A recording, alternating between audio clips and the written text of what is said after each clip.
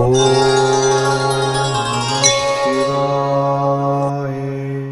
வணக்கம் நேயர்களே, spiritual TV நேயர்களுக்கு லக்ஷ்மிநாராயண அன்பு வணக்கங்கள். இப்போ நம்ம பார்க்க போகிறது வார ராசி பலன் 27ஆம் தேதியிலேருந்து 3ஆம் தேதி வரை எப்படி இருக்க போதான்னு பார்க்க போகிறோம். ஸோ எப்போதுமே சொல்கிறது தான் லக்னத்துக்கு பாருங்கள்.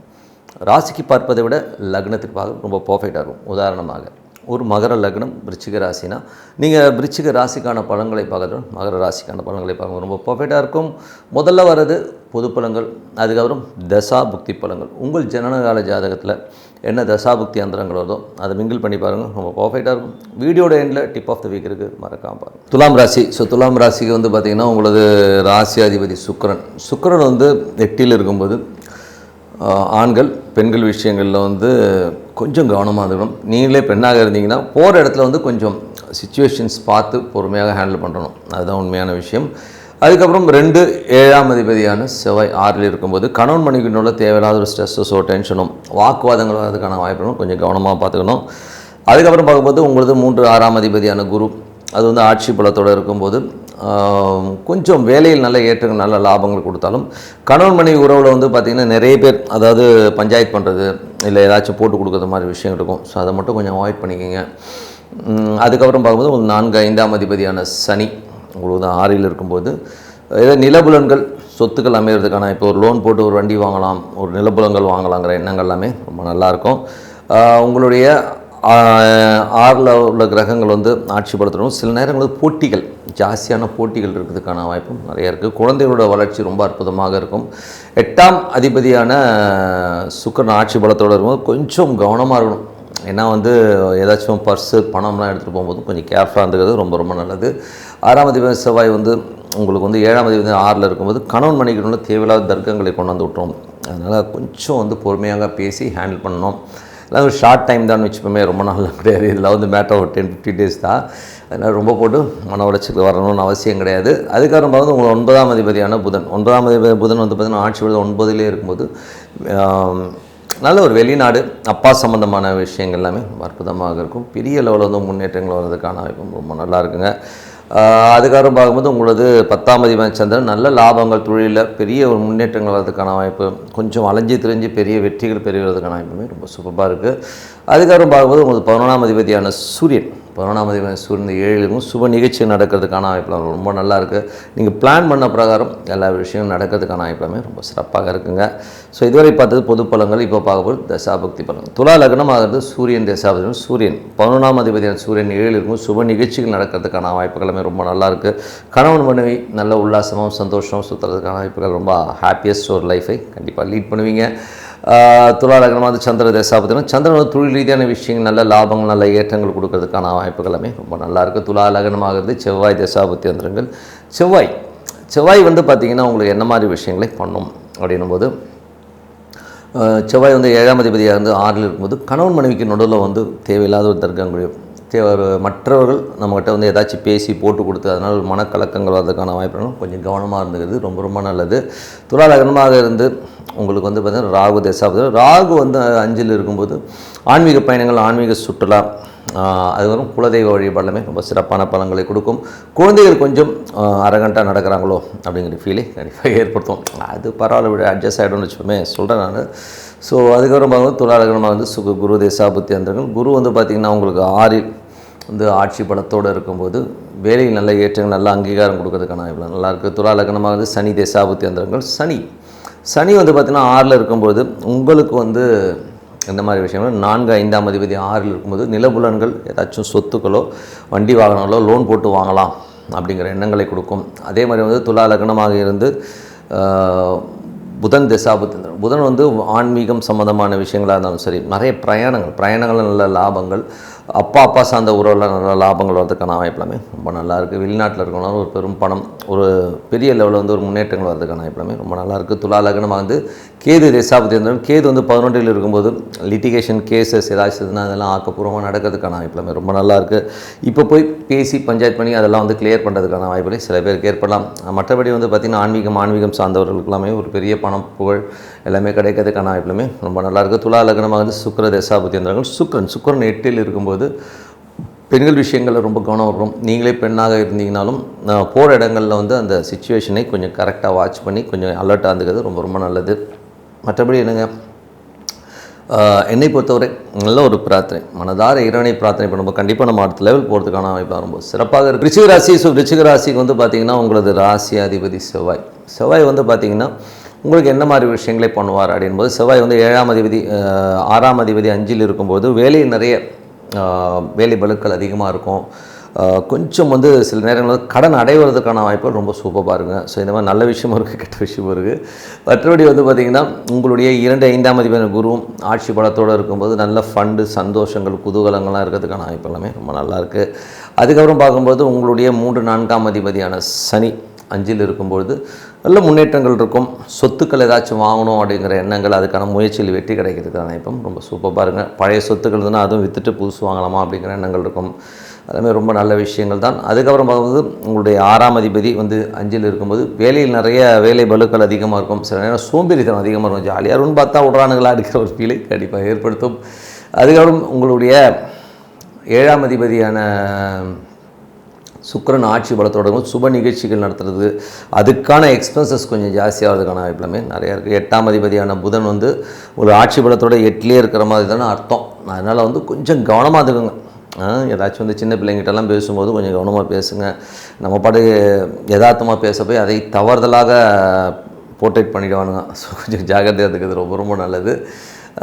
மற்றபடி வந்து பார்த்திங்கன்னா உங்களுக்கு 9ஆம் அதிபதியான சந்திரன் வந்து பார்த்திங்கன்னா நல்ல ஏற்றங்கள், நல்ல லாபங்கள், பிரயாணங்களாக நல்ல லாபங்கள் வரதுக்கான வாய்ப்புமே ரொம்ப நல்லா இருக்குது.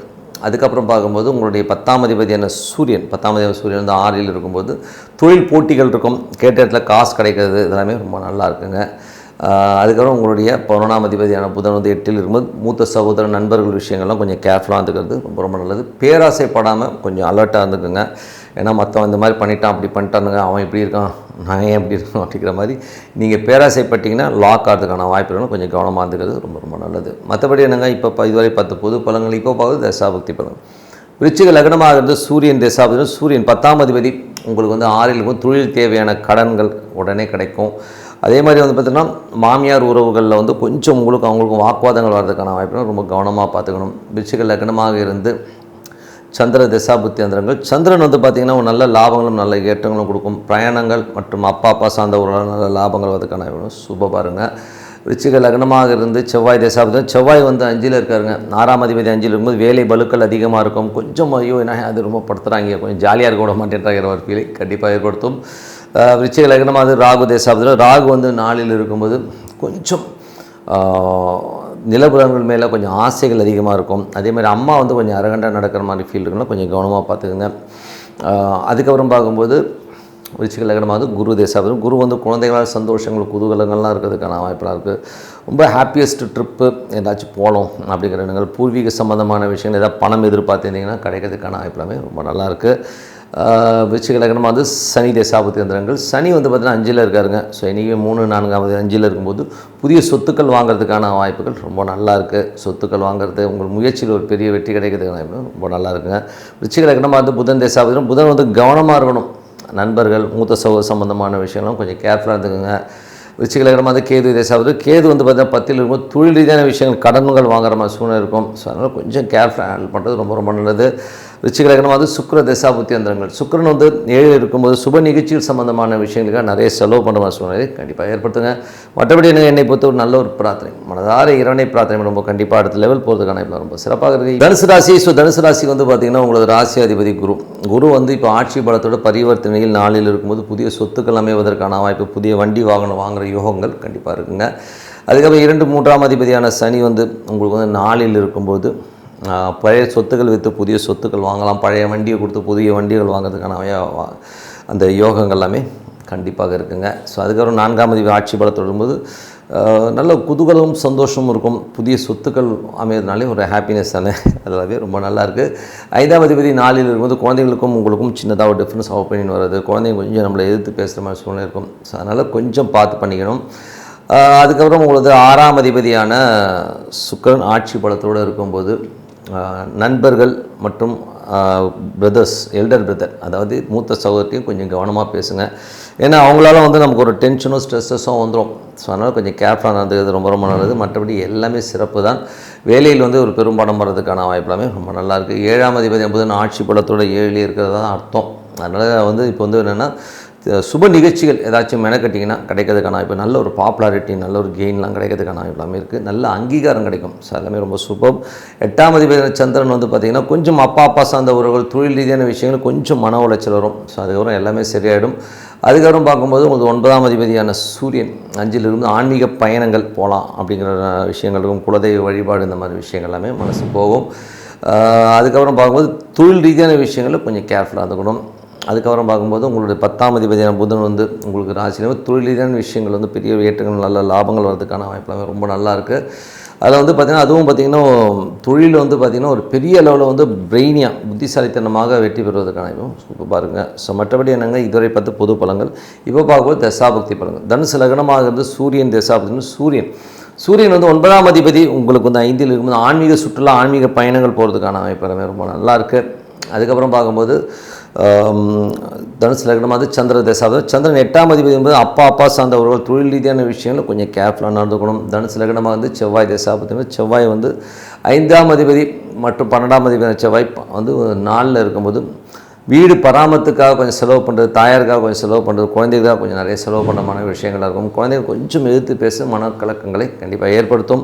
தனுசு லக்னமாக வந்து ராகு தசாபதி. ராகு வந்து 3ல் போது பெரிய முயற்சி பெரிய வெற்றிகள்லாம் கிடைக்கிறதுக்கான இவ்வளோ ரொம்ப சூப்பராக இருக்குங்க. தனுசு லக்னமாக வந்து குரு தசாபுத்தியந்திரங்கள். குரு வந்து பார்த்திங்கன்னா உங்களுக்கு பரிவர்த்தனை 4ல் இருக்கும்போது பழைய வண்டி வாகனங்கள் சொத்துக்கள் எல்லாம் விற்று புது சொத்துக்கள் வண்டி வாகனம் வாங்குகிற யோகங்களை கண்டிப்பாக கொடுக்குங்க. தனுசு லக்னமாக இருந்து சனி தசாபதியில் சனி வந்து பார்த்திங்கன்னா உங்களுக்கு 2, 3ஆம் அதிபதி 4ல் இருக்கும்போது புதிய சொத்துக்கள் புதிய ஒரு அமைப்புகள்லாம் வரதுக்கான ரொம்ப சூப்பராக இருக்குங்க. தனுசு லக்னமாக வந்து புதன் தசாபுத்தி இருந்தாலும் புதன் வந்து பார்த்திங்கன்னா 7ல் ஆட்சி படத்தோடு தொழில் ரீதியான விஷயங்கள் பெரிய வெற்றி பெரிய ஒரு லாபங்கள் வரதுக்கான வாய்ப்பு எல்லாமே ரொம்ப நல்லாயிருக்கு. தனுசு லக்னமாக வந்து கேது தசாபதி. கேது வந்து 9ல் ஆன்மீக சுற்றுலா ஆன்மீக பயணங்கள் அப்பா சார்ந்த உறவுகள் வந்து கொஞ்சம் வைத்தியம் ஏதாவது தேவைப்பட்டு அப்பாவுக்கு ஹெல்ப் பண்ணுற மாதிரி சூழ்நிலை கண்டிப்பாக ஏற்படுத்தும். தனுசு லக்னம் வந்து சுக்கிர தசாபதி. சுக்கிரன் வந்து பார்த்திங்கன்னா உங்களுக்கு 6 மற்றும் 11ஆம் அதிபதி சுக்கிரன் 6லே ஆட்சி படத்தோடு இருக்கும்போது கொஞ்சம் நண்பர்கள் மூத்த சம்பந்தமான விஷயங்கள் கொஞ்சம் கேர்ஃபுல்லாக இருக்கணும். மற்றபடி தொழில் ரீதியான விஷயங்கள் லாபமாக இருக்கிறதுக்கான வாய்ப்பு ரொம்ப நல்லா இருக்குங்க. ஸோ மற்றபடி என்னங்க என்னை பொறுத்தவரை நல்ல ஒரு பிரார்த்தனை மனசார இறைவனை பிரார்த்தனை கண்டிப்பாக அடுத்த லெவல் போகிறதுக்கான இப்போ ரொம்ப சிறப்பாக இருக்குது. Dip of the week. So dip of the வீக்கில் இந்த வாட்டி சொல்ல போகிறது வந்து குலதெய்வம். ஸோ நிறைய பேர் வந்து பார்த்திங்கன்னா குலதெய்வங்கிற ஒரு விஷயம் வந்து உண்மையாக சரியா இல்லையான்னு, ஏன்னா இன்றைக்கி மாடர்ன் ஜென்ரேஷன்ஸில் வந்து நிறைய நம்பிக்கையின்மை நிறைய இருக்குது. அது சில பேர் மூட நம்பிக்கை அப்படின்னு கூட சொல்லலாம். ஏன்னா வந்து பரிவார தெய்வங்கள் எல்லாம் வந்து சில பேர் என்ன சார் இந்த சாமி வந்து கத்தியும் கப்படமாகவும் இருக்குது, இதெல்லாம் வேலை செய்வான்னு நிறைய பேர் சொல்வதை நம்ம கேட்டிருக்கோம். ஆனால் வேலை செய்யணும், பயங்கரமாக வேலை செய்யும். நீங்கள் வந்து எதையுமே வந்து நீங்கள் உள்ளே போய் உட்காந்து பார்த்து தான் பதில் சொல்லணும். ஏன்னா வந்து கருப்பு சட்டையை போட்டுக்கிட்டு கண்ணாமுன்னான்னு வாய்க்கு வந்ததெல்லாம் பேசாமல் ஓகே எது உண்மைங்கிறது நாங்கள் உணர்ந்துருக்கீங்களா அப்படின்னா குலதெய்வங்கிறதும் உண்மையாக நிற்குங்க. எப்படி நிற்கும்னா நீங்கள் குலதெய்வ கோயிலுக்கு கரெக்டாக ப்ராப்பராக போனீங்கன்னா அதோடைய லெவலே வேறு லெவலில் உட்காருன்றது தான் உண்மையான விஷயம். எனக்கு குலதெய்வம் தெரியுமா தெரியாதுன்னா நிறைய பேர் வந்து குலதெய்வத்தை வந்து கரெக்டாக உங்களுக்கு வந்து சனி பகவான் உங்கள் ஜாதகத்தில் எங்கே இருக்காரோ அந்த மாதங்களில் போய் நீங்கள் வழிபாடு பண்ணி பாருங்கள். அந்த நட்சத்திரம் சனி பகவான் உங்கள் ஜாதகத்தில் என்ன நட்சத்திரத்தில் உட்காந்துருக்காரோ எந்த மாதத்தில் இருக்கார். இப்போ உதாரணமாக சனி பகவான் வந்து மேஷத்தில் இருக்காருன்னா நீங்கள் சித்திரை மாதத்தில் அது சித்திரை மாதம் வர்றதில் என்ன நட்சத்திரம் இருக்கோ அந்த காலகட்டத்தில் நீங்கள் போய் வழிபாடு பண்ணும்போது நீங்கள் பாருங்கள் என்ன மாதிரி மேஜிக் நடக்குதுன்னு. குலதெய்வம் உங்கள்கிட்ட வந்து பேசும். எப்படி பேசும்னா அது டேரெக்டாக சாமியாக வந்து பேசாது, அது வந்து ஒரு வேற ஒரு ரூபத்துலேயோ வேற ஒரு இண்டிகேஷன்ஸை கண்டிப்பாக கொடுக்குங்க. ஸோ அது வந்து பெரிய மேஜிக்கை ஏற்படுத்தும். அந்த மாதிரி ஒவ்வொரு மாதம் இருக்கு இல்லைங்களா, இப்போ மேஷம்னா சித்திரை, ரிஷபனா வைகாசின்னு சொல்லி தமிழ் மாதங்களாக பிரிச்சுட்டு உங்கள் சனி பகவான் எங்கே இருக்கார் அந்த மாதத்தில் வர அந்த சனி பகவான் இருக்கிற நட்சத்திரம் என்றைக்கு வருதோ அந்த மாதத்தில் அந்த நட்சத்திரத்துக்கு போகிறது நல்லது. இப்போ உதாரணமாக எனக்கு வந்து சனி பகவான் இருக்கிறது ரிஷபத்தில் இருப்பாருங்க. ஸோ ரிஷபத்தில் இருக்காருன்னா வைகாசி மாதம் அப்படின்னு நான் எடுத்துக்கணும். ஸோ வைகாசி மாதம்னு எடுத்துகிட்டு எனக்கு வந்து எதில் இருப்பார்னா ரோஹிணியில் இருப்பார். ஸோ ரோஹிணியில் இருக்கும்போது அந்த வைகாசி மாதம் வருகிற அந்த ரோஹிணி நட்சத்திரம் அன்றைக்கி நான் விரதம் இருந்து அந்த குலதெய்வத்துக்கான விஷயத்தை பண்ணும்போது அற்புதமான பலன்களை கொடுத்துரும். அதே மாதிரி சில பேர் சனி வக்கரமாயிடுச்சுன்னா அவங்களுக்கு வந்து குலதெய்வம் ஆக்சுவல் குலதெய்வம் தெரியாது, ஏதோ குலதெய்வம் சொன்னாங்கன்னு சொல்லிட்டு வழிபாடு பண்ணிட்டு வருவாங்க. இப்போ எனக்கு சனி வக்கரம் எனக்கு குலதெய்வம் கரெக்டாக தெரியாது. பட் நான் என்ன பண்ணுவேன்னா அந்த மாதிரி குலதெய்வம் தெரியாதவர்கள் செய்ய வேண்டிய ஒரு நல்ல விஷயம் என்னென்னா நீங்கள் வந்து ஹரிஹர சுதன் ஐயப்பன் அவர் தான் ஹெட் குவார்ட்டர் ஆஃப் குலதெய்வமே. ஸோ நீங்கள் குலதெய்வம்னா நீங்கள் ஹரிஹர சுதன் ஐயப்பனை வந்து வணங்கி பண்ணுங்க. கரெக்டாக எப்போ போகணும்னா சனிக்கிழமைகளில் வந்து ஐயப்ப கோயிலில் போகிறத வழக்கமாக வச்சுக்கிட்டிங்கன்னா அற்புதமான பலன்களை கொடுக்கும். அதுவும் ஒரு பலன் கொடுக்கும். அப்படி இல்லை நீங்கள் பிறந்த கிழமைகள் அதுவும் ரொம்ப சூப்பராக ஆகும். ஸோ நீங்கள் என்ன கிழமையில் பிறந்தீங்களோ அன்றைக்கி வந்து ஒரு ஐயப்பன் கோயிலுக்கு வந்து போகிறத வந்து வழக்கமாக வச்சுட்டிங்கன்னா அது வந்து ஒரு எக்ஸ்ட்ராடனரியான ஒரு லைஃப்பில் வந்து ஒரு பெரிய டேர்னிங் பாயிண்ட். உங்களுக்கு குலதெய்வமே தெரியலனா கூட அந்த குலதெய்வம் வந்து உங்கள் வீட்டுக்குள்ளே வந்து உட்காந்துக்கோன்னா ஏதாவது ரூபத்தில் வந்து வரும். அதை வந்து நீங்கள் பிடிச்சிப்பீங்கிறது தான் உண்மையான விஷயம். இது வந்து பரிசித்து பாருங்கள், ரொம்ப சூப்பராக ஒர்க் ஆகும். ஏன்னா எல்லா ஜாதகத்திலையும் சனி பகவான் இருப்பார். அந்த சனி பகவான் இருக்கிற இடத்த பொறுத்து தான் குலதெய்வம் அமையும். அந்த கோயில் சுற்றி இருக்கிற இடங்களை முதற்கொண்டு நாங்கள் மார்க் பண்ணி சொல்லுவோம். அவ்வளோ சூப்பராக ஒர்க் ஆகும்.